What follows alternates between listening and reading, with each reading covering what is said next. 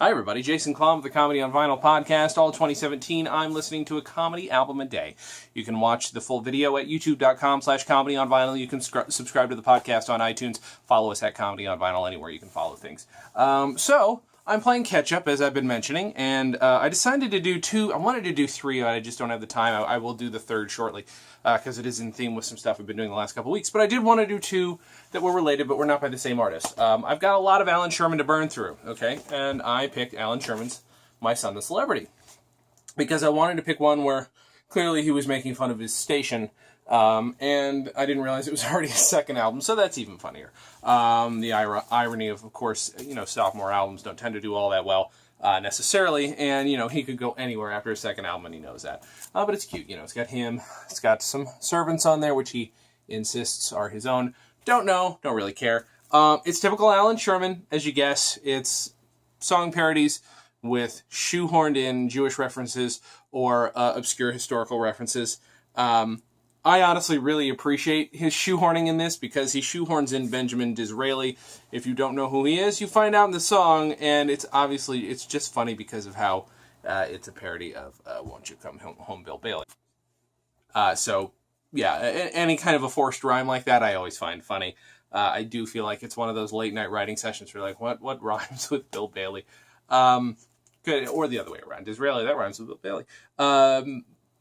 That's it. You really can't go any further than that. I could sit and break down every single song, but they're all, typical stuff. And at the very end, there's here's my leftover songs all put into one mix.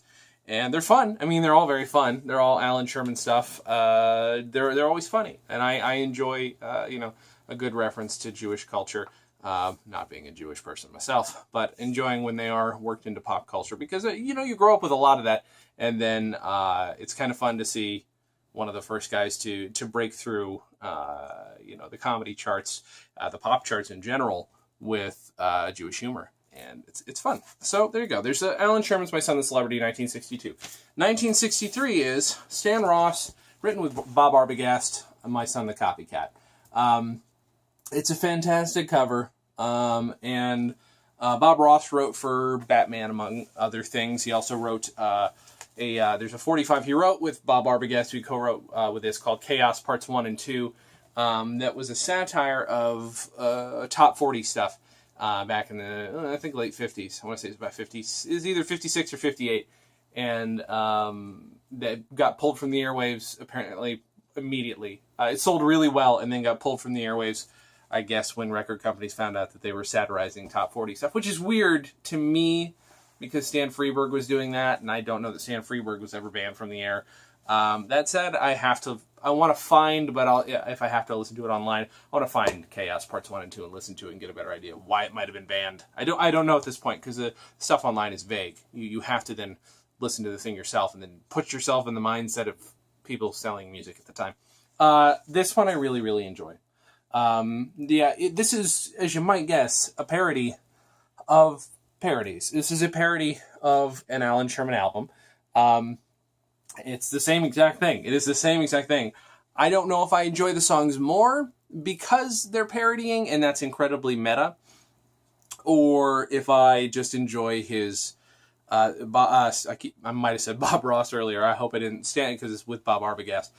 Stan Ross, I just enjoy his attitude when he sings, and by attitude I mean it is very fun and very, very, very self-aware as to what he's doing. I know that Alan Sherman has that, but because this is parodying it, it has to have that extra level of self-awareness, and I think his singing does. Not to mention, it's a really good Alan Sherman impression. It's solid, to the point where he's got his particular brand of enunciation down. He uses accent work in the same places you would guess that Alan Sherman would do accent work. He exaggerates it, of course, because he's doing parody.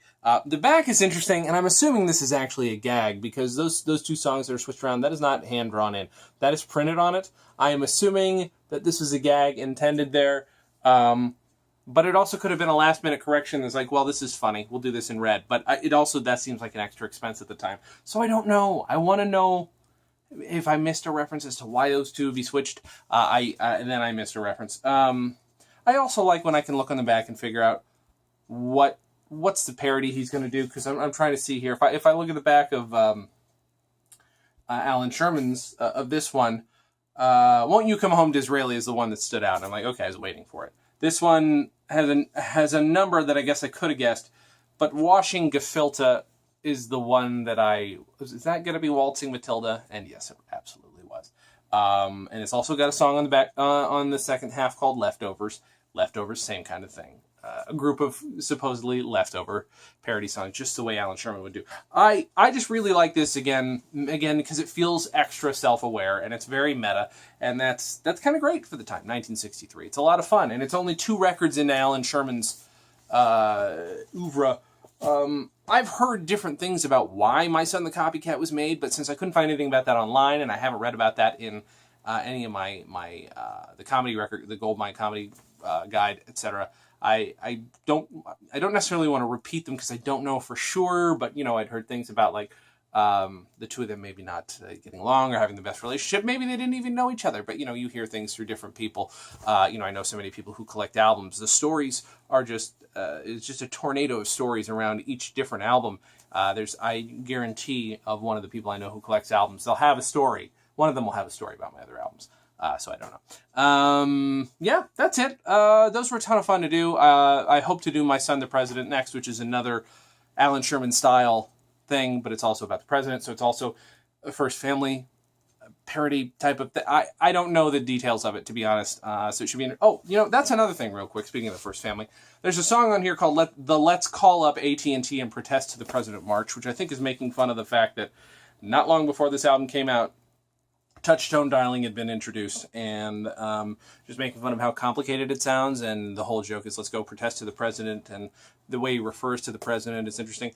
This came out 3 weeks after the president was assassinated. Obviously, no way he could have predicted that, but he obviously did okay. Nobody caught it because he's just saying the president, but he is specifically referring to his smirk, and that is something that Lyndon Johnson did not have. Lyndon Johnson just had a giant asshole grin on his face all the time, and he was a dickhead. So it's clearly referring to Kennedy, but it is interesting that, obviously an entire album about the president's going to fail once he's killed. But this one little song doesn't get talked about. So it's interesting. Like I said, follow us at Comedy on Vinyl. Give us a high rating on iTunes if you would. Leave a review. That would be really great. I'm told that does a thing. That is it. Go to stolendress.com for the other stuff that I do. I've got a movie that's going to be coming out soon. You can also watch my movie Lords of Soaptown. You can get it on DVD at bit.ly/SoaptownDVD. Check it out. It's a lot of fun. It's a documentary. It's a history of freestyle walking. That is it. Thank you guys for watching. And as always, have a good thing.